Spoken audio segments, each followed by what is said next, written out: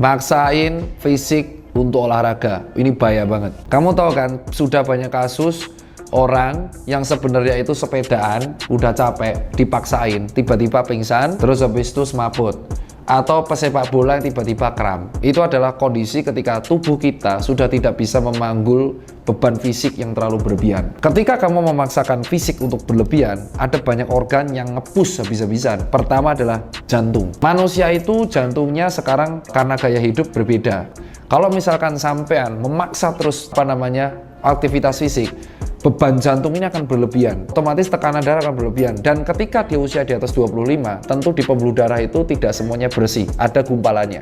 Ketika terlalu dipaksa, otomatis tekanan darah akan naik dan gumpalan ini nggak sengaja menyumbat salah satu pembuluh darah di jantung dan mengakibatkan terjadinya serangan jantung yang akhirnya menghambat pompa jantung ke otak dan meninggal dalam waktu 8 menit. Inilah pentingnya namanya resusitasi jantung paru. Ini bisa terjadi juga contohnya di Erikson. Pada waktu di Euro, dia memaksakan sekali, dia nggak ada riwayat, tapi karena memaksakan fisik, dia serangan jantung. Untungnya saat itu tim Denmark dan tim medisnya luar biasa. Golden periodnya 8 menit.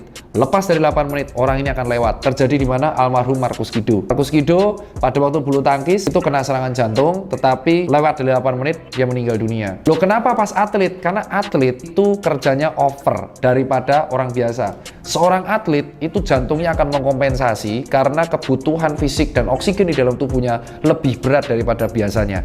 Oleh karena itu jantungnya atlet biasa dindingnya sangat tebal, lebih tebal daripada orang awam. Makanya atlet itu rutin untuk di follow up tiap minggu oleh dokternya. Maka di dalam tim bola ada namanya tim medis. Tim medisnya itu juga ngontrol. Pernah lihat kalian kalau medical transfer atau medical check up, transfer pemain, dia lari di trainer terus dicop-copin kayak gitu, itu namanya Harvard step up test. Dia ngecek kemampuan jantung ketika di push. Kalau ada kelainan jantung, tim akan membatalkan. Dan ini bahaya. Kalau fisik udah nggak kuat, ngos-ngosan.